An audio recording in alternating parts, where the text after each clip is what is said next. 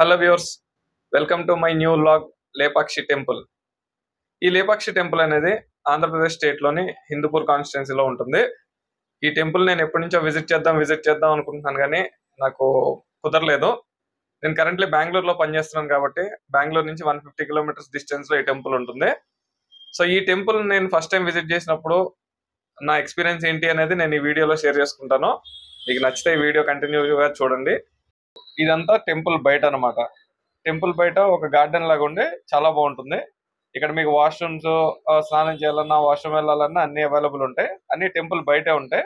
శ్రీరాముల వారు పాదం మోపిన ప్రదేశంగా ఈ లేపాక్షిని చెప్తూ ఉంటారు. ఈ లేపాక్షి టెంపుల్లో మనకి హనుమంతుల వారి పాదం, అలానే ఇక్కడ దగ్గరలో ఒక కొండ ఉంది. ఆ కొండ మీద సీతమ్మ వారి పాదం, జటాయు పక్షి పార్క్ అన్ని కూడా మన ఈ లేపాక్షిలో చూడొచ్చు. లేపాక్షి నంది గురించి నేను మీకు ఈ వీడియోలో చెప్తాను. ఇప్పుడు మీరు చూస్తుంది మాత్రం హ్యాంగింగ్ పిల్లర్. ఇది 3 sides ఎయిర్ లో ఉంటుంది, 1 side మాత్రం బేస్ అయ్యి ఉంటుంది. ఈ పిల్లర్ గాల్లో ఎలా ఉందో ఎవరికి తెలియదు.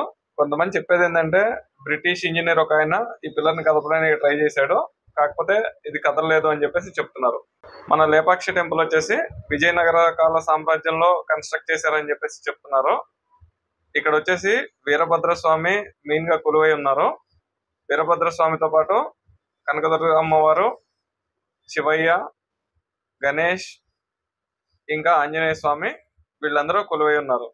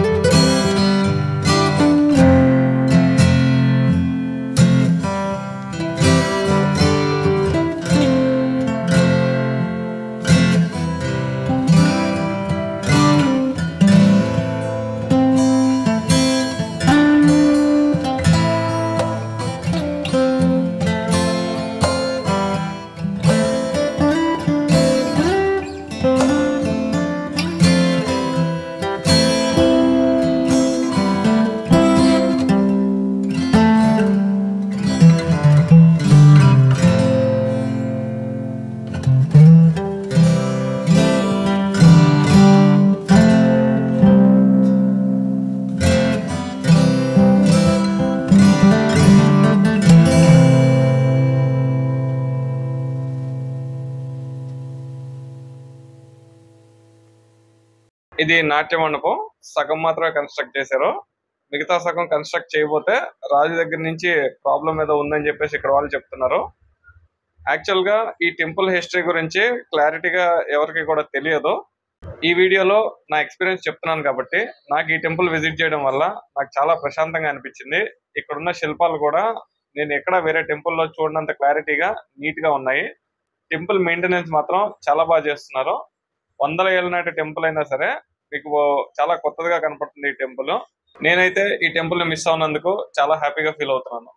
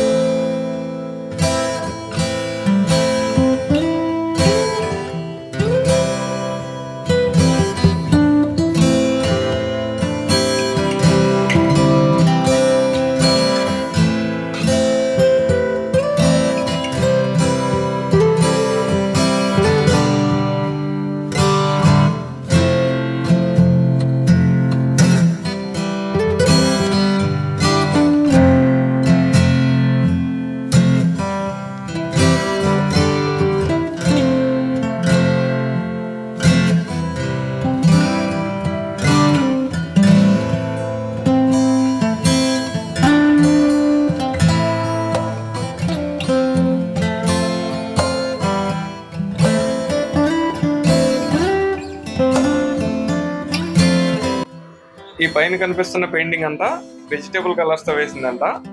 రామాయణం మహాభారతం స్టోరీ అని చెప్పేసి ఇది చెప్తున్నారు ఇక్కడ వాళ్ళు.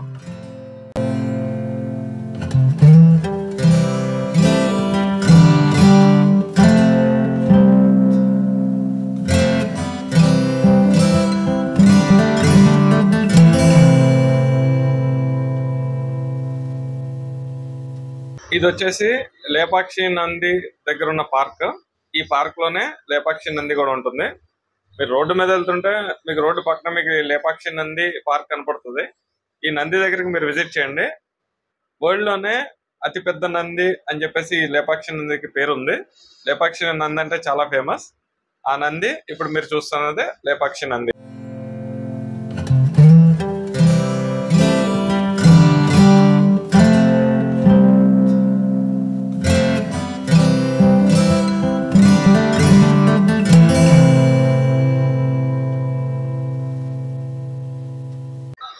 ఈ నంది పార్క్ కి ఆపోజిట్ పార్క్ లోనే జటాయు పక్షి అనేది ఉంటుంది. దీన్ని జటాయు థీమ్ పార్క్ అంటారు.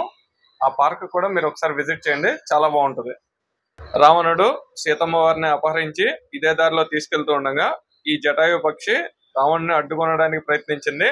అప్పుడు రావణుడు ఈ జటాయు పక్షిని చంపేశారు.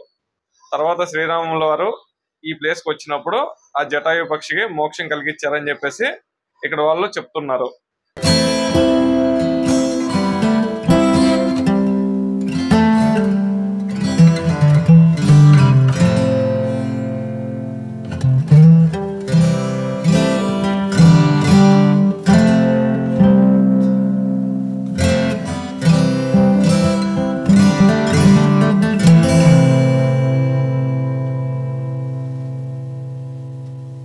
₹20 టికెట్ ఛార్జ్ చేస్తారు.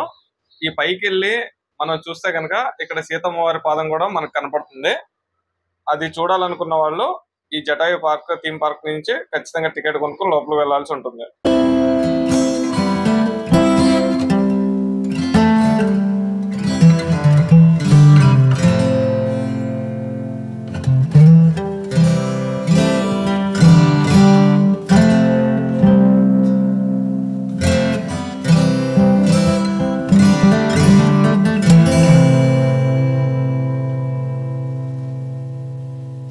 ఫైనల్ గా 2 ఇయర్స్ నుంచి ప్లాన్ చేస్తున్న లేపాక్షి ట్రిప్ అనేది కంప్లీట్ అయింది.